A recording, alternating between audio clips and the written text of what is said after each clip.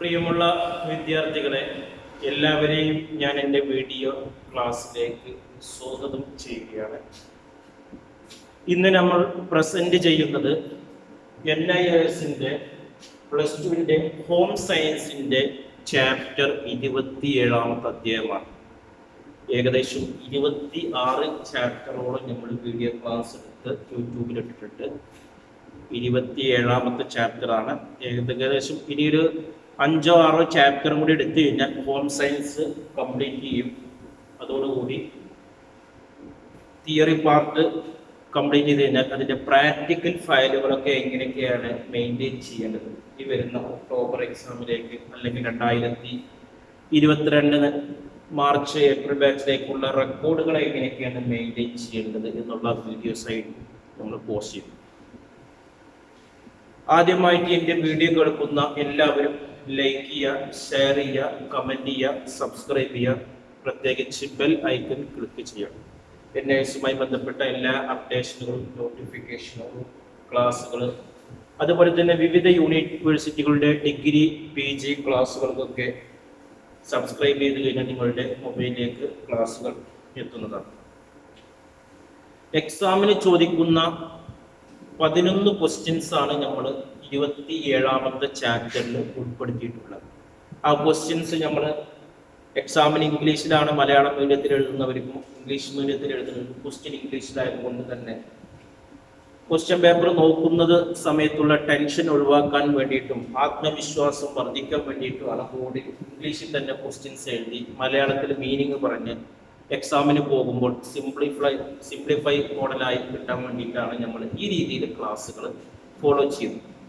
മറ്റുള്ള സബ്ജക്റ്റുകളുടെ ക്ലാസ്സുകൾ ഏതാനും ദിവസങ്ങൾക്കകം നിങ്ങൾക്ക് യൂട്യൂബിൽ സെർച്ച് ചെയ്താൽ ലഭിക്കുന്നതാണ്. നമ്മുടെ ചാപ്റ്ററിന്റെ പേരാണ് കെയർ ആൻഡ് മെയിൻ്റെനൻസ് എന്ന പേരിൽ അറിയപ്പെടുന്നത്. ഇതിൽ നമ്മൾ വീട്ടിൽ എങ്ങനെയൊക്കെയാണ് കാര്യങ്ങൾ കെയർ ചെയ്യേണ്ടത്, സംരക്ഷിക്കേണ്ടത്, മെയിൻറ്റെയിൻ ചെയ്യേണ്ടത്, ഒരു വീടുമായി ബന്ധപ്പെട്ട കാര്യങ്ങളെ കുറിച്ചിട്ടാണ് നമ്മൾ ഇതിൽ വരുന്നത്. കഴിഞ്ഞ ചാപ്റ്ററുകളൊക്കെ നമ്മൾ ഡ്രസ്സുകളെ കുറിച്ചിട്ടും ക്ലോത്തുകളെ കുറിച്ചിട്ടും അതിലടങ്ങിയിരിക്കുന്ന മെറ്റീരിയലുകളെ കുറിച്ചിട്ടൊക്കെ പഠിച്ചിരിക്കുന്നത്. ഈ ചാപ്റ്റേഴ്സിൽ വീട്ടിൽ ഉപയോഗിക്കുന്ന വ്യക്തികളുടെ ഡ്രസ്സുകളൊക്കെ എങ്ങനെയൊക്കെയാണ് വാഷ് ചെയ്ത് ഉപയോഗിക്കേണ്ടത് എന്നുള്ളതിനെ കുറിച്ചിട്ടാണ് വരുന്നത്. ഫസ്റ്റ് ക്വസ്റ്റ്യൻസ് ആണ്, what is laundering, explain different steps. എന്താണ് ലോണ്ടറിങ് എന്ന് പറയുന്നത്, അതിന്റെ വിവിധ സ്റ്റെപ്പുകൾ ഏതൊക്കെയാണെന്നാണ്. ഈ ലോണ്ടറിങ് എന്നുള്ള വാക്കുകളൊക്കെ നമ്മൾ വിദേശ രാജ്യങ്ങളിലൊക്കെ വളരെ ഫേമസ് ആണ്. ലോണ്ടറിങ് എന്ന് പറയുന്നത് വസ്ത്രങ്ങൾ അലക്കൽ മാത്രമല്ല, അലക്കി അത് ഇസ്തിരിയിട്ട് വെക്കുന്നതിനെയാണ് എന്ത് പറയുന്നത്, ലോണ്ടറിങ് എന്ന പേരിൽ അറിയപ്പെടുന്നത്. വസ്ത്രം നന്നായി കഴുകി വൃത്തിയാക്കി അതിന്റെ ചുളിവുകളൊക്കെ നീക്കി ഇസ്തിരിയിട്ട് വെക്കുന്ന ഒരു പ്രോസസ്സിംഗ് ആണ് എന്ത് പറയുന്നത്, ലോണ്ടറിങ് എന്ന പേരിൽ അറിയപ്പെടുന്നത്. നമ്മുടെ നാട്ടിൽ ഇത് വലിയ ഫേമസ് ഇല്ലെങ്കിലും വിദേശ രാജ്യങ്ങളിലൊക്കെ, പ്രത്യേകിച്ച് ഗൾഫ് രാജ്യങ്ങളിലൊക്കെ ലോണ്ടറിങ് സർവീസ് വളരെ ഇമ്പോർട്ടൻസ് ആണ്. അവിടെയുള്ള ആളുകളൊക്കെ പുറത്ത് നടക്കുന്ന വസ്ത്രങ്ങളൊക്കെ എപ്പോഴും അയൺ ചെയ്തിട്ടാണ് അവർ അത് വളരെ നീറ്റായിട്ട് ചുളികളൊക്കെ നോക്കി, പ്രത്യേകിച്ച് അറബ് നാടുകളിലുള്ള അറബികളൊക്കെ ആ സിസ്റ്റമാണ് ഫോളോ ചെയ്യുന്നത്. അതുകൊണ്ട് തന്നെ അവിടെയുള്ള ആളുകളൊക്കെ ലോണ്ടറി സർവീസ് ചെയ്യാൻ വേണ്ടിയിട്ട് മലയാളികളെ ശമ്പളത്തിന് വേണ്ടി ആശ്രയിക്കാറുണ്ട്. അത് കറക്റ്റ് പക്വതയോടെ ചെയ്യുന്ന ആളുകളുണ്ട്. അവർക്ക് അത് മതിയായ രീതിയിലുള്ള വേതനങ്ങളും എല്ലാം ലഭിക്കാറുണ്ട്. അപ്പൊ ഇത്തരം ഒരു പ്രോസസ്സാണ് ലോണ്ടറിങ് എന്ന് പറയുന്നത്. ഇനി അതിന്റെ സ്റ്റെപ്സ് എന്തൊക്കെയാണെന്നുള്ളതാണ്. ഒന്നാമത്തത്, തുണികൾ കഴുകുന്നതിന് മുമ്പ് ഇനം തിരിച്ചു വെക്കണം എന്നുള്ളതാണ്. വസ്ത്രങ്ങൾക്ക് ഒരുപാട് ഐറ്റംസ് ഉണ്ടാവും. ഒരു വീട്ടിലാകുമ്പോൾ അവിടെ സ്ത്രീകളുടെ ഉണ്ടാവും, പുരുഷന്മാരുടെ ഉണ്ടാവും, കുട്ടികളുടെ ഉണ്ടാവും, വയസ്സായ ആളുകളുണ്ടാവും, പ്രസവിച്ച കുട്ടികളുടെ ഉണ്ടാവും. അപ്പൊ ഇതൊക്കെ പലതും ഇങ്ങനെ മിക്സ് ചെയ്തിട്ട് ഒരു സ്ഥലത്തേക്ക് കൊണ്ടുവന്നാൽ അത് പലതും പല രീതിയിലാണ് വാഷ് ചെയ്യേണ്ടത്.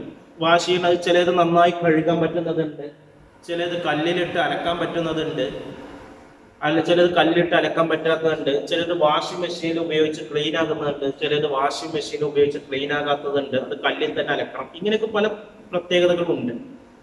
അപ്പൊ അതുകൊണ്ട് തന്നെ നമ്മൾ തരം തിരിച്ചു വെക്കണം. കുട്ടികളുടെ വേറെ വെക്കണം, മുതിർന്നവരുടെ വേറെ വെക്കണം. എല്ലാ തുണികളും ചെളി കൂടുതലുള്ള കുറഞ്ഞുമായ തുണികൾ പ്രത്യേകം തരംതിരിക്കണം. അപ്പൊ നല്ല ചളിയും കറയൊക്കെ ഉള്ള ഡ്രസ്സ് ഉണ്ടാവും. ഒരാൾ പണി മാറ്റി കൂലിപ്പണിക്ക് പോയി വൈകുന്നേരം വരുമ്പോൾ അയാളുടെ ഷർട്ട് നല്ല ചളിയായിരിക്കും. അപ്പൊ ചളി കുറവുള്ള ഒരു പുതിയ ഷർട്ടിന്റെ കൂടെ അത് മിക്സ് ചെയ്തിട്ട് കഴിഞ്ഞാൽ അത് രണ്ട് ചളി അതിലേക്ക് മിക്സ് ആവും. അതുകൊണ്ട് അത്തരം ഷർട്ടുകളൊക്കെ മാറ്റി വെക്കണം എന്നുള്ളതാണ്. അതായത് കോട്ടൺ തുണികൾ, സിൽക്ക് തുണികൾ, കമ്പിളി തുണികൾ, ഇതൊക്കെ വെവ്വേറെ തരംതിരിച്ച് വേണം നമ്മൾ വാഷ് ചെയ്യാൻ. അതിൽ ഫസ്റ്റ് പ്രോസസ്സാണ് മെൻഡിങ് എന്ന് പറയുന്നത്. തുണികൾ കഴുകാൻ തുടങ്ങുമ്പോൾ കീറൽ ഉണ്ടോ, ബട്ടൺസ് പോയിട്ടുണ്ടോ എന്ന് നോക്കാം. അങ്ങനെ വേണമെങ്കിൽ അതൊക്കെ ആദ്യമേ ശരിയാക്കണം എന്നതാണ്. എവിടെയെങ്കിലും കീറി പോയിട്ടുണ്ടോ, കീറി പോയിട്ടുണ്ടെങ്കിൽ ആ സ്റ്റിച്ച് വിട്ട ഭാഗം ആ സ്റ്റിച്ച് വീണ്ടും വെക്കണം. ഇല്ലെങ്കിൽ വീണ്ടും നമ്മൾ വാഷ് ചെയ്ത് കഴിഞ്ഞാൽ സ്റ്റിച്ച് ഒന്നും കൂടി കീറിപ്പോവുകയാണ് ചെയ്യുന്നത്. ബട്ടൺസ് എവിടെയെങ്കിലും വിട്ടു പോയിട്ടുണ്ടോ, ഒരു ഷർട്ടാണ് അലക്കുന്നത് എങ്കിൽ ആ ഷർട്ടിന്റെ ബട്ടൺസ് അല്ലെങ്കിൽ ആ ബട്ടൺസ് വെച്ച് പിടിപ്പിച്ച് വേണം ഡ്രസ്സുകളൊക്കെ വാഷ് ചെയ്യേണ്ടത് എന്നതാണ് പറയുന്നത്. അതാണ് മെൻഡിങ് എന്ന് പറയുന്നത്. പിന്നെ പറയുന്നതാണ് സ്റ്റെയിൻ റിമൂവൽ. കറകളോ കൂടുതൽ ചെളി ഉണ്ടെങ്കിൽ അത് ആദ്യമേ നീക്കം ചെയ്യണം. കറകൾ ഉണ്ടെങ്കിൽ കറകൾ കളയുന്ന പൗഡറുകൾ ലഭിക്കുന്നുണ്ട്, അല്ലെങ്കിൽ അതിനുള്ള മെറ്റീരിയൽ, കെമിക്കലായിട്ടുള്ള മെറ്റീരിയൽ കിട്ടുന്നുണ്ട്, അത് ഉപയോഗിച്ച് കറ കളയാം. എന്നാൽ ചില വസ്ത്രങ്ങളൊക്കെ സോപ്പ് പൊടിയിലിട്ടേക്കാറുണ്ട്. അലക്കുന്നതിന് കുറച്ച് മണിക്കൂറുകൾ മുമ്പ് സോപ്പ് പൊടിയിലിട്ട് അലക്കുന്ന സിസ്റ്റം ഉണ്ട്, അത് നല്ല രീതിയാണ്. അതേപോലെ തന്നെ ഉജാല വെക്കുന്ന സിസ്റ്റങ്ങളുണ്ട്. അതൊക്കെ ഓരോ വസ്ത്രത്തിന്റെ സ്വഭാവം അനുസരിച്ചായിരിക്കണം നമ്മൾ അത് എന്ത് ചെയ്യേണ്ടത് എന്നുള്ളതാണ് പറയുന്നത്. അപ്പൊ സ്റ്റോറിങ് തന്നെ കഴുകുന്നതിന് മുമ്പായി സ്റ്റെയിൻ തന്നെ കറകളോ കൂടുതൽ ചെളിയോ ഉണ്ടെങ്കിൽ അത് ആദ്യം നീക്കണം, അല്ലെങ്കിൽ അത്തരം കറകളും ചെളികളും മറ്റു തുണികളിലേക്കും പടരാൻ സാധ്യത ഉണ്ടെന്നുള്ളതാണ് പറയുന്നത്. പിന്നെ മൂന്നാമത് വരുന്നതാണ് സോർട്ടിങ്. കഴുകുന്നതിന് മുമ്പായി തുണികൾ തരംതിരിക്കുക എന്നുള്ളത്. ഞാൻ പറഞ്ഞിട്ടുണ്ട്, കോട്ടൺ വേറെ, പോളിസ്റ്റർ വേറെ, ഇങ്ങനെ ഓരോന്നും തരംതിരിക്കണം എന്ന് പറഞ്ഞിട്ടുണ്ട്, സിൽക്ക് വേറെ എന്നുള്ളതാണ്. പിന്നെ പറയുന്ന സോക്കിങ്. കഴുകുന്നതിന് മുമ്പ് തുണികൾ കുതിർത്തി വെച്ച ചെടികൾ ഇളകാൻ സാധിക്കും. ചില ആളുകളൊക്കെ എന്താണ്, വസ്ത്രം അലക്കാൻ വേണ്ടി സോപ്പ് ഉപയോഗിച്ച് അപ്പോൾ തന്നെ എന്ത് ചെയ്യും, വെള്ളത്തിലിട്ട് ഒലുപ്പി എടുക്കുന്നതാണ്. അപ്പൊ ചില നമ്മൾ സോപ്പിട്ട് കുറച്ച് സമയം എന്ത് ചെയ്യണം, വസ്ത്രങ്ങൾ അതിലെ ചെടിയൊക്കെ ഒന്ന് പോന്ന് കിട്ടാൻ വേണ്ടിയിട്ട് കുറച്ച് സമയം സോപ്പിലിട്ട് വെക്കുന്നത് എപ്പോഴും നല്ലതാണ്. ഈ സോപ്പ് തേച്ചിട്ട് കുറച്ച് ഒരു അരമണിക്കൂറൊക്കെ കഴിഞ്ഞിട്ട് അലക്കുന്നതല്ല. ചില ആളുകൾ സോപ്പിട്ട ഉടനെ അപ്പം തന്നെ അലക്കുന്നുണ്ട്. അപ്പൊ രണ്ടും ഡിഫറെന്റ് ആണ്. ചളി പോകും രണ്ടിലാണെങ്കിലും നല്ലത് ഏതാണ്, കുറച്ച് സമയം നമ്മൾ സോപ്പ് തേച്ചിട്ട് വെക്കുക, അല്ലെങ്കിൽ സോപ്പ് പൊടിയിലിട്ട് ശേഷം അലക്കുകയാണ് ഏറ്റവും. അതേപോലെ തുണികൾ ഏതെങ്കിലും ഡിറ്റർജന്റുകളോ സോപ്പ് ഉപയോഗിച്ച് കഴുകുക, അതാണ് വാഷ്. പിന്നെ സ്റ്റാർച്ചിങ് ആൻഡ് ബ്ലീച്ചിങ്. കഴുകുന്നതിന് ശേഷം പശ ചേർക്കേണ്ട തുണികൾ പശ മുക്കുക. വെള്ള തുണികൾക്ക് സ്വാഭാവികത നില. ചില തുണികൾക്ക്, വസ്ത്രങ്ങൾക്ക് പശ തേക്കുന്നുണ്ട്, പശ തേച്ച് ഉപയോഗിക്കുക എന്നുള്ളതാണ്. പിന്നെ നീലം ചേർക്കേണ്ട കാര്യങ്ങളൊക്കെ നമ്മൾ പറഞ്ഞിട്ടുണ്ടെന്നാണ്. പിന്നെ ഡ്രൈയിങ്. വിവിധ തുണികൾ വിവിധ തരത്തിലാണ് ഉണക്കിയെടുക്കേണ്ടത്. വെള്ള തുണികൾ സൂര്യപ്രകാശത്തിനും, കളർ തുണികൾ, സിൽക്ക് തുടങ്ങിയവ സൂര്യപ്രകാശം നേരിട്ട് കിട്ടാത്ത സ്ഥലത്തും ഉണക്കണം. ചിലത് നല്ല സൂര്യപ്രകാശം കിട്ടുന്ന സ്ഥലത്ത് ഉണക്കണം. അതാണ് ഡ്രൈയിങ്ങിൽ വരുന്നത്. വെള്ള തുണികൾക്ക് സൂര്യപ്രകാശം, കളർ തുണികളൊന്നും വലിയ സൂര്യപ്രകാശം കിട്ടാത്ത സ്ഥലം, കാരണം അതിന്റെ കളർ കാര്യങ്ങൾക്ക് മങ്ങലായിരിക്കും. തുണികൾ ഹാങ്കറിൽ തൂക്കി നിഴൽ ഇട്ട് ഉണക്കുക എന്നുള്ളതാണ്. ചില ആളുകൾക്ക് വീട്ടിൽ ഫാൻ ഇട്ടിട്ട് റൂമിന്റെ ഉള്ളിൽ തുണികൾ വളക്കുന്നതാണ്. അപ്പൊ അവിടെ ഭയങ്കര സ്മെല്ലായിരിക്കും. പെട്ടെന്ന് ഉണങ്ങാൻ വേണ്ടിയിട്ട് നല്ല മഴക്കാലമായിരിക്കും. അപ്പോൾ എന്താണ്, വീടിന്റെ ഉള്ളിൽ വെച്ച് ഉണക്കുന്ന ആളുകളുണ്ട്, ഫാനൊക്കെ. ചില ആളുകൾ വെയിലുണ്ടെങ്കിൽ വീട്ടിന്റെ ഉള്ളിൽ ഫാൻ ഇട്ടിട്ട് ഉണക്കുന്ന ആളുകളാണ്. അപ്പൊ അത്തരം രീതികൾക്ക് നമ്മൾ ഒഴിവാക്കണം. നമുക്ക് എളുപ്പപ്പണിക്ക് വേണ്ടി നമ്മൾ ചെയ്യുന്നുണ്ട്, അത് റൂമിന്റെ ഉള്ളിൽ ഒരു ബാഡ് ആയിട്ടുള്ള അറ്റ്മോസ്ഫിയർ അവിടെ ക്രിയേറ്റ് ചെയ്യാൻ കാരണമാകുന്നത്. പിന്നെ അയേൺ ചെയ്യുക എന്നുള്ളതാണ്. കഴുകിയ തുണികളൊക്കെ ഉണങ്ങിയതിന് ശേഷം നന്നായിട്ട് അയേൺ ചെയ്യണം. ചില വസ്ത്രങ്ങൾക്ക് അയേൺ ചെയ്യുമ്പോൾ നമ്മൾ ചെറുതായിട്ട് എന്ത് ചെയ്യുന്നുണ്ട്, വെള്ളം നനച്ചു കൊടുക്കുന്നുണ്ട്, അതിന്റെ ചുളിവുകളൊക്കെ നീരാൻ വേണ്ടിയിട്ട്. ഇത്രയും കാര്യങ്ങളാണ് ലോണ്ടറിങ്ങിന്റെ സ്റ്റെപ്പുകൾ. ഒന്ന് പറയുന്നത് മെൻഡിങ് വരുന്നുണ്ട്. മെൻഡിങ് എന്ന് പറഞ്ഞാൽ കഴുകുന്നതിന് മുമ്പ് കീറലോ ബട്ടൺസ് പോയിട്ടുണ്ടെങ്കിൽ അത് ശരിയാക്കണം. രണ്ടാമത് സ്റ്റെയിൻ റിമൂവൽ എന്ന് പറഞ്ഞാൽ കറകൾ നീക്കുക. മൂന്നാമത് സോർട്ട് എന്ന് പറഞ്ഞാൽ തുണികൾ തരംതിരിക്കുക, കോട്ടൺ, പോളിസ്റ്റർ വേറെ വേറെ തരംതിരിക്കുക. നാലാമത് സോക്കിങ്, തുണികൾ കുതിർത്ത് വെക്കുക. അഞ്ചാമത്തെ വാഷ് കഴുകുക. ആറാമത്തെ സ്റ്റാർച്ചിങ് ആൻഡ് ബ്ലീച്ചിങ് എന്നാണ്, നീല മുക്കുക, പശ മുക്കുക. ആറാമത്തെയാണ് ഡ്രൈയിങ് എന്ന് പറയുന്നത്. ഡ്രൈയിങ് എന്ന് പറഞ്ഞാൽ ഉണക്കുന്ന രീതിയാണ്. ചിലത് നല്ല സൂര്യപ്രകാശം കിട്ടുന്ന സ്ഥലത്ത് വേണം, ചിലത് സൂര്യപ്രകാശം കിട്ടാത്ത സ്ഥലത്ത് വേണം. പിന്നെ നമ്മൾ അയേൺ ചെയ്ത് ഉപയോഗിക്കുക. ഇത്രയാണ് നമ്മളുടെ ഈ ലോണ്ടറിങ്ങിന്റെ സ്റ്റെപ്പ്. ഈ രണ്ടാമത്തെ ക്വസ്റ്റ്യൻസ് ആണ്, why is important to launder cloth. വസ്ത്രങ്ങൾ കഴുകി ഉപയോഗിക്കേണ്ട പ്രാധാന്യം എന്താണ്? വസ്ത്രങ്ങൾ കഴുകി ഉപയോഗിക്കുന്നത് ഹെൽത്തിന്റെ ഇമ്പോർട്ടൻ്റ് ആയിട്ടുള്ള ടിപ്സിൽപ്പെട്ടാണ്. നല്ല ആരോഗ്യമുള്ള ഒരു വ്യക്തിക്ക് വേണ്ട ഒരു ഗുണത്തിൽപ്പെട്ടാണ് എന്ത്, വസ്ത്രം കഴുകി നല്ല വൃത്തിയായി ഉപയോഗിക്കുക എന്നുള്ളതാണ്. വസ്ത്രങ്ങളുടെ ദീർഘകാലത്തെ ഉപയോഗത്തിനും വൃത്തിയുള്ള വേഷത്തിനും വ്യക്തി ശുചിത്വത്തിനും പരിസര നിലനിൽപ്പിനും വസ്ത്രങ്ങൾ വൃത്തിയായി കഴിയും.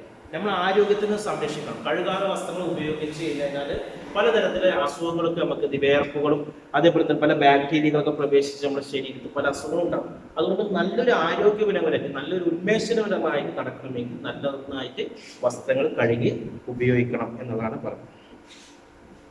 ഇനി മൂന്നാമത്തത് ക്വസ്റ്റ്യൻസ് ആണ്. What is stain? How can I? എന്താണ് സ്റ്റെയിൻ? സ്റ്റെയിൻ എന്ന് പറഞ്ഞാൽ മലയാളത്തിൽ കറകൾ എന്നാണ്.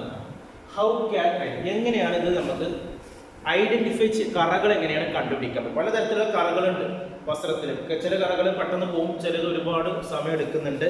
കറകൾ എന്ന് പറഞ്ഞാൽ ഭക്ഷണം കഴിക്കുമ്പോൾ കറികളുടെയോ അച്ചാറിൻ്റെയോ അംശം വസ്ത്രത്തിൽ പറ്റിയാണ്, അതൊക്കെ കറയാണ്. ഭക്ഷണം കഴിക്കുമ്പോൾ നമ്മൾ അത് പ്രത്യേകിച്ച് വെള്ള വസ്ത്രമാണെങ്കിൽ പെട്ടെന്ന് അറിയും അല്ലേ. ഇനി അല്ലാത്ത വസ്ത്രങ്ങളാണെങ്കിലും കറകൾ പറ്റും. അതുകൊണ്ട് പാനിൽ നിന്ന് മഷി വരിക, ലീക്കൊക്കെ അടിച്ചിട്ട് പാനിൽ മഷി വരും. പാനിൽ പോക്കറ്റിൽ പാൻ ഇട്ടിട്ട് ചിലപ്പോൾ ലീക്ക് അടിച്ചിട്ടുണ്ടാവും. ലീക്ക് അടിച്ചതിന്റെ ഫലമായിട്ട് അവിടെ കറ പറ്റുന്നുണ്ട്. അതേപോലെ തന്നെ നമ്മുടെ ടാപ്പിംഗ് തൊഴിലാളികൾക്കൊക്കെ കറ പറ്റുന്നത്. അപ്പൊ അവർക്ക് പ്രത്യേക വസ്ത്രങ്ങൾ അതന്നെ സ്ഥിരമായിട്ട് ഉപയോഗിക്കണം. കറകൾ പറ്റിയ വസ്ത്രങ്ങൾ ടാപ്പിങ്ങിന് അതേകം ഉപയോഗിക്കണം. വീട്ടിലിടാൻ വേണ്ടി വേറെ വസ്ത്രങ്ങൾ അവർ ഉപയോഗിക്കണം എന്നതാണ്. ഇതിനെയാണ് സ്റ്റെയിൽസ് എന്ന് പറയുന്നത്. ഇത് പെട്ടെന്ന് തന്നെ കഴുകി കളയാതിരുന്ന വസ്ത്രങ്ങളിൽ പാടുകൾ അങ്ങനെ തന്നെ ഉണ്ടാകുന്നതാണ്. അത്തരം കറകൾ നമ്മൾ ഒരു വെള്ളത്തുണിയിൽ വെള്ളം മുണ്ടിൽ കറായി കഴിഞ്ഞാൽ അത് അപ്പം തന്നെ നീക്കം ചെയ്യണം. അതിനുള്ള കെമിക്കൽ ഉണ്ടെങ്കിൽ കെമിക്കൽ ഉപയോഗിക്കാം. ചിലപ്പോൾ നമ്മൾ അലക്കി കഴിഞ്ഞാലൊന്നും പോകില്ല, സോപ്പ് പൊടിയിലിട്ട് അലക്കിയാലൊന്നും പോകണമെന്നില്ല. അപ്പം അത്രയും കെമിക്കലൊക്കെ ഉപയോഗിച്ച് വസ്ത്രങ്ങൾ നൽകും. അതേപോലെ തന്നെ കരിമ്പൻ അടിക്കലുണ്ട്. കരിമ്പൻ അടിക്കൽ എന്ന് പറഞ്ഞു കഴിഞ്ഞാൽ കൂടുതലും വസ്ത്രങ്ങൾ നനഞ്ഞ വസ്ത്രങ്ങൾ കൊടുന്ന് അങ്ങനെ ഇട്ട് കഴിഞ്ഞാൽ മഴയൊക്കെ തട്ടി വന്ന് നല്ല വസ്ത്രങ്ങൾ വീട്ടിൽ കുളത്തി വെച്ച് കഴിഞ്ഞാൽ അതിന് കറുത്ത പാടുകൾ കാണും. അതുകൊണ്ട് നല്ല വസ്ത്രങ്ങൾ എപ്പോഴും നമ്മൾ വീട്ടിൽ വന്നു കഴിഞ്ഞാൽ കുറച്ച് നേരം വെള്ളത്തിലിട്ട് അലക്കിയതിന് ശേഷം ഉണക്കിയതിന് ശേഷം ഉപയോഗിക്കുക. അല്ലെങ്കിൽ അതിന് കരിമ്പൻ അടിക്കാൻ സാധ്യത ഉണ്ടെന്നാണ്. എങ്ങനെയാണ് ഈ കറകൾ ഔക്കാൻ കഴിയും? എങ്ങനെയാണ് നമ്മൾ കറകൾ തിരിച്ചറിയുന്നത്? വസ്ത്രങ്ങളിൽ കറകൾ നീക്കം ചെയ്യണം. എന്തിന്റെ കറയാണെന്ന് ആദ്യം തിരിച്ചറിയണം. അതിൽ ഫസ്റ്റ് വേണ്ടത് കളറാണ്. ഓരോ കറക്കും പ്രത്യേക കളറുണ്ട്. കറികളിലോ അച്ചാറുകളിലോ മഞ്ഞ കളറോ അല്ലേ, അതൊക്കെ പറ്റിക്കഴിഞ്ഞാൽ മഞ്ഞ കളറായിരിക്കും കറി അച്ചാറുകൾ. ചായ കാപ്പി പറ്റിയാൽ ബ്രൗൺ കളർ വരും. പുല്ലിൻ്റെയോ ഇലകളുടെ കറകൾ പച്ച നിറത്തിൽ. അങ്ങനെ പല നിറത്തിലുള്ള കറകൾ പല നിറത്തിൽ കാണും. പിന്നെ സ്മെല്ല് കാണും. ചില കറകൾക്ക് സ്മെല്ലുണ്ടാവും. മുട്ടയൊക്കെ ഉണ്ടാകുന്നത് മാംസം, മത്സ്യം, മുട്ട ഇതൊക്കെ ആകുമ്പോൾ നമുക്ക് എന്താണ് സ്മെല്ല് വരാൻ സാധ്യതയുണ്ട്. ചിലത് ഫീൽ ഉണ്ടാവും. ചില കറകൾ പറ്റിയ തുണിയുടെ ഘടനയിൽ തന്നെ വ്യത്യാസം ഉണ്ടാവും. ഇപ്പൊ പെയിന്റ്, പഞ്ചസാരയുടെ സിറപ്പ് മുതലായ വസ്ത്രങ്ങൾ പറ്റിയ വസ്ത്രം കട്ടി പിടിച്ചതാവും. ചില ശരീരത്തിൽ തന്നെ ഒട്ടിപ്പിടിക്കാൻ സാധ്യതയുള്ള കറകളുണ്ടാവും. അപ്പൊ അതുകൊണ്ട് ഇങ്ങനെ ഫീൽ നമുക്ക് അനുഭവപ്പെടും. ലിപ്സ്റ്റിക്, ഷൂ, പോളിഷ് തുടങ്ങിയ കറകൾ പറ്റിയ വസ്ത്രങ്ങൾ മെഴുകു പുരണ്ട പോലെയാവും എന്നുള്ളതാണ്. അപ്പൊ എങ്ങനെയാണ് കറകൾ തിരിച്ചറിയുന്നത് വെച്ചാൽ, ഒന്ന് അതിന്റെ കളർ നോക്കിയിട്ട് നമുക്ക് ഇത് ഏത് കറയാണ് പറ്റിയതെന്ന് അറിയാൻ പറ്റുന്നുണ്ട്. സ്മെല്ല്, മണത്ത് നോക്കിയിട്ട് നമുക്ക് അറിയാൻ പറ്റുന്നുണ്ട്. ഫീല്, ആ വസ്ത്രം നമ്മൾ ധരിച്ചു കഴിഞ്ഞാൽ നമുക്ക് ഇത് ഏത് കറയാണെന്ന് നമുക്ക് ഫീൽ ചെയ്യാൻ കഴിയുന്നതാണ്. ഇനി അടുത്ത ചോദ്യമാണ് അഞ്ചാമത്തെ. How will you? നാലാമത്തെ ചോദ്യമാണ്. What are the general precaution to be taken for removing stain എന്നാണ് പറയുന്നത്. കറകൾ മാറ്റുന്നതിന് എടുക്കേണ്ട മുൻകരുതലുകൾ എന്തൊക്കെയാണെന്നുള്ളതാണ്. കറ വരേണ്ട വസ്ത്രങ്ങൾ അങ്ങനെ ഉപയോഗിക്കാൻ പാടില്ല. അപ്പോൾ എന്തൊക്കെ മുൻകരുതലുകൾ എന്തൊക്കെയാണ്? കറകൾ പറ്റിയാലുടൻ നീക്കം ചെയ്യണം. അത് പിന്നെ ചെയ്യാം എന്ന് പറഞ്ഞ് മാറ്റി. എപ്പോഴാണ് കറകൾ പറ്റിയെങ്കിൽ അപ്പം നീക്കം ചെയ്യാനുള്ള അതിന് മെറ്റീരിയലിന്റെ അപ്പം തന്നെ നിൽക്കാം. ഇത് ഞാൻ നാളെ അലക്കുമ്പോൾ ചെയ്യാം, അല്ലെ 2 ദിവസം കഴിഞ്ഞ് ചെയ്യാം എന്ന് പറഞ്ഞ് മാറ്റി വെക്കരുത്. കറകൾ പറ്റിയ തുണികൾ ഏത് കടത്തിൽപ്പെട്ടാണെന്ന് തിരിച്ചറിയുക. അതനുസരിച്ച് വേണം അത് കറ കളയേണ്ടത്. ഏത് കടത്തിലും ഇത് കോട്ടൺ ആണോ കമ്പിളി ആണോ എന്നുള്ളതൊക്കെ നമ്മൾ അറിയണം. വസ്ത്രത്തിൽ പറ്റിയ കറ ഏതെന്ന് എന്ത് കറയാണ്? ഇത് മത്സ്യത്തിന്റെ കറയാണോ, ഭക്ഷണത്തിന്റെ ആണോ, അച്ചാറിന്റെ ആണോ, മഷിയുടെ ആണോ എന്ന് നമ്മൾ തിരിച്ചറിയണം. ഏത് കറകളാണെങ്കിലും വസ്ത്രത്തിൽ പറ്റിയലൂടെ തണുത്ത വെള്ളത്തിൽ കഴുകി കളയാം. ചൂടുവെള്ളത്തിൽ കഴുകരുത്, തണുത്ത വെള്ളത്തിൽ കഴുകി കളയാം. പുതുതായി രക്തക്കറയോ മുട്ടയുടെ കറയോ വസ്ത്രത്തിൽ പറ്റിയ ചൂടുവെള്ളം ഉപയോഗിച്ച് കഴുകരുത് എന്നതാണ്. മുട്ടക്കറയും അതേപോലെ തന്നെ ഇതൊന്നും പറ്റിയാൽ രക്തക്കറയൊന്നും എന്ത് ചെയ്യരുത്, ചൂടുവെള്ളത്തിൽ കഴുകരുത്. പഴയ കറയാണെങ്കിൽ ഉപ്പ് വെള്ളത്തിൽ കുതിർത്ത് വെക്കാനാണ്. പഴയ കറകളുണ്ടാവും, അത് ഉപ്പ് വെള്ളത്തിൽ കുതിർക്കാം. വസ്ത്രത്തിൽ കേടുവരുന്ന രാസപദാർത്ഥങ്ങൾ ഉപയോഗിക്കരുത്. ചില ആളുകളൊക്കെ എന്ത് ചെയ്യുന്നുണ്ട്, കറ കളയാൻ വേണ്ടിയിട്ടുള്ള മരുന്നുകൾ നമ്മൾ ഷോപ്പിൽ നിന്ന് ഉപയോഗിക്കുന്നുണ്ട്. അത് ഉപയോഗിക്കുന്ന തെറ്റൊന്നുമില്ല, പക്ഷെ അത് വസ്ത്രം കേടുവരുന്ന രീതിയിലാകരുത്. കട്ടി കുറഞ്ഞതും വിലയേറിയതുമായ വസ്ത്രങ്ങൾ കറ പറ്റിയ ഒരു ചെറിയ ഭാഗത്ത് മാത്രം രാസപദാർത്ഥങ്ങൾ ഉപയോഗിച്ചു, അല്ലാതെ ആ വസ്ത്രം മുഴുവനും കറക്കുള്ള മരുന്നുകൾ ഉപയോഗിക്കരുത് എന്നുള്ളത്. എവിടെയാണോ കറ പറ്റിയ ആ ഭാഗത്ത് മാത്രം രാസപദാർത്ഥങ്ങൾ ഉപയോഗിക്കുക. അത് കട്ടിയുള്ളതായാലും വില കൂടിയതായാലും നല്ലത്. കറകൾ പറ്റിയ എല്ലാ തുണികളും സോപ്പ് വെള്ളത്തിൽ കഴുകിയെടുക്കാം എന്നുള്ളതാണ് പറയുന്നത്. കറ മാറ്റിയതിന് ശേഷം തുണി പല പ്രാവശ്യം കഴുകിയെടുക്കണമെന്നാണ്. കറ മാറ്റിയത് വീണ്ടും അത് സേഫായി കിട്ടണമെങ്കിൽ, നല്ല സുരക്ഷിതമായി കിട്ടണമെങ്കിൽ വീണ്ടും കഴുകിയെടുക്കണം എന്നുള്ളതാണ് പറയുന്നത്. ഇനി അടുത്ത ചോദ്യമാണ്, how will U remove the following Staines from A fabric? Fabric എന്നാണ് വസ്ത്രങ്ങളിൽ നിന്ന്, തുണികളിൽ നിന്ന് വിവിധ കറകൾ നീക്കം ചെയ്യുന്നത് എങ്ങനെയെന്നുള്ളതാണ്. നമ്മൾ ടീ കുടിക്കുന്നുണ്ട്, കോഫി കുടിക്കുന്നുണ്ട്, അതിൻ്റെ കറകളുണ്ടാവും അല്ലേ? അത് വെള്ള വസ്ത്രത്തിൽ പറ്റിയ പുതിയ കറയാണെങ്കിൽ 2 കപ്പ് വെള്ളത്തിൽ 1/2 സ്പൂൺ ബൊറാക്സ് ചേർത്ത് കഴുകിയെടുക്കുക എന്നുള്ളതാണ്. ചായയോ കാപ്പിയോ നമ്മുടെ വെള്ള വസ്ത്രത്തിൽ ആയാൽ 2 കപ്പ് തിളച്ച വെള്ളത്തിൽ 1/2 സ്പൂൺ ബൊറാക്സ് എന്ന് പറഞ്ഞ കെമിക്കൽ ചേർത്ത് കഴുകിയെടുക്കുന്നതാണ്. പഴയ കറയാണെങ്കിൽ കറകളുടെ ഭാഗം ഗ്ലിസറിനിൽ മുക്കി വെക്കുക എന്നുള്ളതാണ്. ഗ്ലിസറിൻ വാങ്ങി അതിൽ മുക്കി വെക്കാം. കളർ വസ്ത്രങ്ങളാണെങ്കിൽ ബൊറാക്സ് ചേർത്ത ചൂടുവെള്ളത്തിൽ മുക്കി വെക്കുക.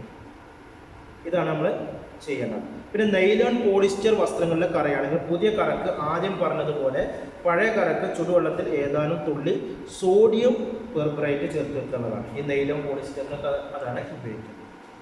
ഇനി അടുത്ത ബ്ലഡ് ആകും, രക്തം പിടിക്കുക, അല്ലെങ്കിൽ മുട്ടയുടെ അല്ലെങ്കിൽ മാംസത്തിൻ്റെയൊക്കെ കറ ആയാൽ എന്തൊക്കെയാണ് ചെയ്യുന്നത്?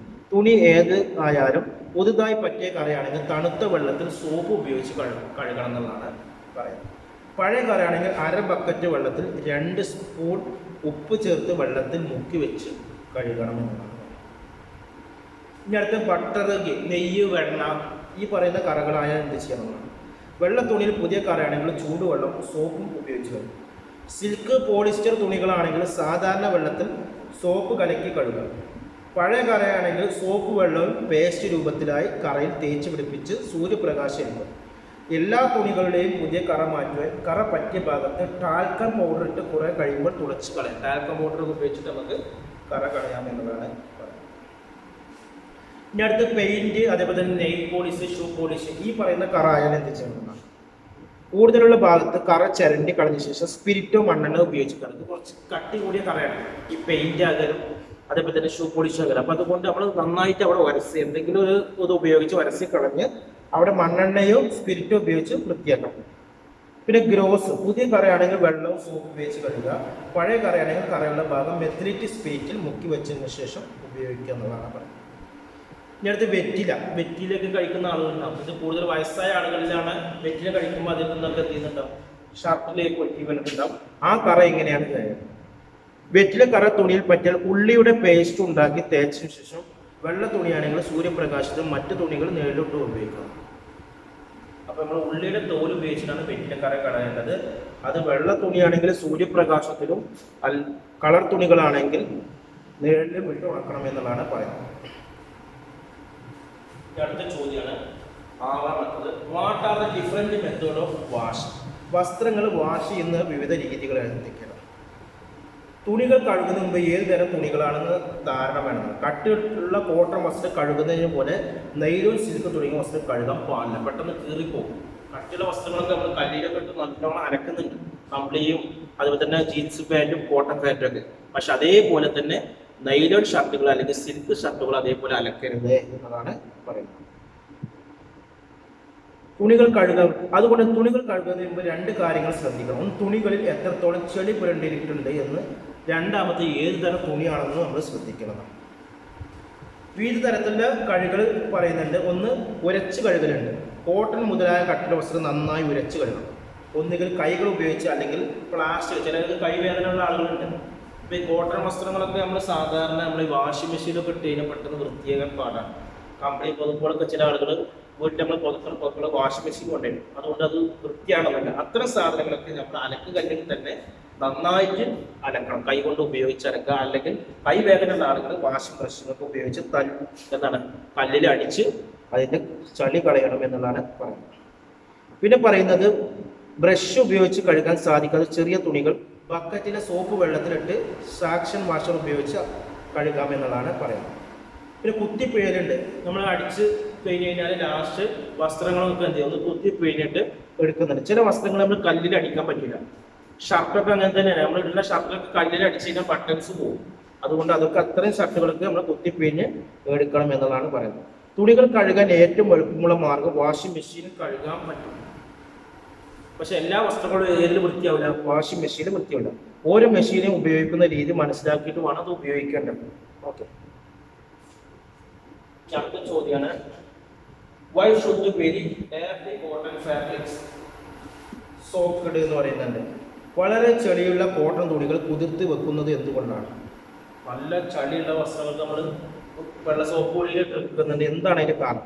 വെള്ളത്തിൽ മുക്കി വെച്ച തുണി നന്നായി കുതിരുകയും കുതിർന്ന് കഴിയുമ്പോൾ തുണിയുടെ നൂലിഴകൾ പറ്റുന്ന ചെളികൾ എന്ത് ചെയ്യുന്നുണ്ട്? പോകാൻ സാധ്യതമാണ്. കുറെ നേരം വെള്ളത്തിൽ എത്തി കഴിഞ്ഞാൽ ആ തുണിയുടെ നൂലുകൾ ഇങ്ങനെ ഇഴഞ്ഞു വരും. അപ്പൊ അതിന്റെ അടിയിൽ കിടക്കുന്ന ചളികളൊക്കെ കുതിർന്ന് പോകാൻ സാധ്യതയുണ്ട്. ഇനി അടുത്ത ചോദ്യമാണ് why is light pressure used for washing silk എന്നാണ് പറയുന്നത്. സിൽക്ക് തുണികൾ കഴുകുമ്പോൾ അധിക ബലം ഉപയോഗിക്കാത്ത എന്തുകൊണ്ട്? കോട്ടൺ തുണികളൊക്കെ ഉപയോഗിക്കുമ്പോൾ അധിക ബലം ഉപയോഗിച്ചു നല്ല ആരോഗ്യത്തോടുകൂടി അരക്കാം. പക്ഷെ സിൽക്ക് തുണികൾ നൈലൻ തുണികളൊന്നും അത്ര ബലം ഉപയോഗിക്കാൻ പറ്റില്ല. അതിന്റെ കാരണം എന്താണ്? സിൽക്ക് വളരെ കട്ടി കുറഞ്ഞ നൂലുകൾ കൊണ്ടാണ് ഉണ്ടാക്കിയിരിക്കുന്നത്. അതിനെ കൂടുതൽ കഴുപ്പമുള്ള രീതിയിൽ കഴുകൽ കീറിപ്പോകാൻ സാധ്യതയുണ്ട്. അതുകൊണ്ടാണ് നമ്മൾ അവിടെ സൂക്ഷിച്ച് കഴുകുന്നത്. ഇസ്തിരി ഇടുമ്പോഴും അവിടെ ശ്രദ്ധിക്കണം, നല്ല ചൂടിലൊന്നും ഇസ്തിരി ഇടാനും പറ്റും. ഇനി അടുത്ത ചോദ്യമാണ് why is vinegar added in the final rinse for silk എന്ന് പറയുന്നത്. സിൽക്ക് തുണികൾ കഴുകിയെടുക്കുന്നതിന്റെ അവസാനം വിനാഗിരി ചേർത്ത് കഴുകുന്നുണ്ട്. വിനാഗിരി ചേർത്ത് കഴുകുന്നുണ്ട്. സുർക്ക് നമ്മൾ ഉപയോഗിക്കുന്നുണ്ട് സിൽക്ക് തുണി കഴുകിയെടുക്കുന്നതിന്റെ സമയത്ത് അല്പം വിനാഗിരി വെള്ളത്തിൽ ചേർത്ത് സിൽക്ക് തുണിയുടെ ആ പഴയ സിസ്റ്റം, പഴയ രീതി എങ്ങനെയാണ് അത് മുമ്പുണ്ടായിരുന്നത് അതേ രീതി കിട്ടും, നല്ല തിളക്കം കിട്ടും. ആ നല്ല തിളക്കം കിട്ടാൻ വേണ്ടിയിട്ടാണ് കഴുകുന്ന സമയത്ത് സിൽക്ക് തുണിയിൽ എന്ത് ഉപയോഗിക്കുന്നത്? വിനാഗിരി ഉപയോഗിക്കുന്നത്. അത് വെള്ളത്തിൽ ചേർത്തിട്ടാണ് വിനാഗിരി ഉപയോഗിക്കുന്നത്. അടുത്ത ചോദ്യമാണ് 10ാമത്തെ why should woolen be dried on flat surface എന്ന് പറയുന്നത്. വൂളൻ തുണികൾ നിരപ്പായ സ്ഥലത്തിട്ട് ഉണക്കണമെന്ന് പറയുന്നത്. ഈ വൂളൻ തുണികൾ എന്ന് പറഞ്ഞാൽ കമ്പിളിയൊക്കെ ഉണ്ടാവും, ചെമ്മരിയാടിന്റെ ഒക്കെ തോല് കൊണ്ടൊക്കെ വലിയ കമ്പിളി പുതപ്പുകളൊക്കെ ഉണ്ടാവും. അത് നിലത്തിട്ട് ഉണക്കണമെന്ന് പറയാൻ കാരണം ഈ വൂളൻ തുണികൾ കട്ടി കൂടുതൽ തൂക്കിയിട്ട് ഉണക്കിയാൽ അതിന്റെ നൂലിഴകൾ അകൽച്ച വരാനും അങ്ങനെ വസ്ത്രത്തിന്റെ ഷേപ്പ് നഷ്ടപ്പെടാൻ സാധ്യത. അതുകൊണ്ട് കമ്പിളി പുതപ്പുകളൊക്കെ ഉണ്ടെങ്കിൽ നമ്മൾ ഒരു നിരപ്പായ സ്ഥലത്ത്, വീടാണെങ്കിൽ വീടിന്റെ മുന്നിൽ എവിടെയെങ്കിലും സൈഡിൽ ഡാർപ്പായ വിരിച്ചിട്ട് അതിലിട്ട് ഉണക്കുക. തൂക്കിയിട്ട് ഉണക്കി കഴിഞ്ഞ് കഴിഞ്ഞാൽ കനം കൂട്ടുന്ന പ്രശ്നമല്ല, നൂല് നന്നായി വലിപ്പം വരും, സൂര്യപ്രകാശം നന്നായി തട്ടിയിട്ട്. അപ്പൊ അതിൽ ഷേപ്പ് തന്നെ മാറും. അപ്പൊ അതുകൊണ്ട് കമ്പിളി പുതുപ്പുകളൊക്കെ നമ്മൾ പരന്ന പ്രദേശം, പാറകളൊക്കെ ഉണ്ടാവും, മിനിസായ നല്ല പാറകൾ ഉണ്ടാവും, ഉണങ്ങാൻ പറ്റിയ പാറകൾ, അല്ലെങ്കിൽ നിലത്തന്നെ ഇടുകയാണെങ്കിൽ എന്തെങ്കിലുമൊക്കെ പരന്ന ടേബിൾ വിരിക്കുക, അല്ലെങ്കിൽ എന്തെങ്കിലും പായ വിരിക്കുക, ഇതിലൊക്കെ വെച്ച് നമുക്ക് ഉണക്കെടുക്കാവുന്നതാണ്. ഇനി അടുത്ത ലാസ്റ്റ് ചോദ്യമാണ് why should you not use a hot iron for ironing? Nylon വസ്ത്രങ്ങൾ ചൂട് കൂടിയിട്ട് ഇസ്തിരി ഇടരുത് എന്ന് പറയുന്നത് എന്തുകൊണ്ടാണ്? സിൽക്ക് വസ്ത്രങ്ങളെ പോലെ തന്നെയാണ് ഈ നൈലോൺ വസ്ത്രങ്ങളും ചൂട് കൂടിയിട്ട് ഇടാൻ പാടില്ല. കാരണം നൈലോൺ തുണികളിൽ പ്ലാസ്റ്റിക് അംശമുള്ളതിനാൽ കൂടുതൽ ചൂട് ചെന്നാൽ തുണി വിഴുകി പോകാം. പ്ലാസ്റ്റിക്കിന്റെ അളവിൽ കൂടുതലാണ്, പ്ലാസ്റ്റിക് കൊണ്ടാണ് കൂടുതൽ അത് ഉണ്ടാക്കിയിരുന്നത്. അപ്പോൾ അതുകൊണ്ട് ചൂട് കൂടി കഴിഞ്ഞ് കഴിഞ്ഞാൽ വസ്ത്രം കൂടാൻ സാധ്യതയുണ്ട്. അതുകൊണ്ട് നൈലോൺ, പോളിസ്റ്റർ എന്നീ വസ്ത്രങ്ങൾ, ഈ സിൽക്ക് ആയിക്കോട്ടെ എന്നീ വസ്ത്രങ്ങളൊന്നും കൂടിയ ചൂടിൽ ഇസ്തിരി ഇടരുത്, കുറഞ്ഞ ചൂടിൽ ഇസ്തിരി ഇടണം. അത് സൂക്ഷിച്ച് നമ്മൾ എന്ത് ചെയ്യണം? അലക്കണം. ഇത്രയും കാര്യങ്ങളാണ്.